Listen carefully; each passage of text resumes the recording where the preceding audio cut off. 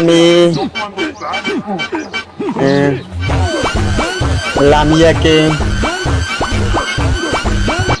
অনেক ভালোবাসি। নারী কত সুন্দর অভিনয় করে, অভিনয়ের জন্য নারী সেরা রে। আমার বাবা যৌতুক হিসাবে তোমাকে 2,00,000 টাকা দিবে বলেছে। সরি, আমি নেব না। কেন? একটু চিন্তা করে দেখো তো, তোমার বাবা কত কষ্ট করে টাকাগুলো উপার্জন করছে। একদিন আমিও তো বাবা হব, ঠিক না? দ্বিতীয়বার আর আইসো না আমার জীবনে। অনেক সময় লাগছে নিজের পরিবর্তন করতে।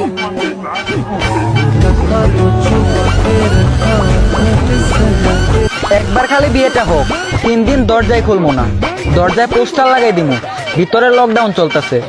কি তাকাই আছো কেন? বাংলা বুঝো না? যদি পর মানুষের ঘরে তোমার বসবাস, আমায় কেন ভালোবাসা করলা জিন্দালা?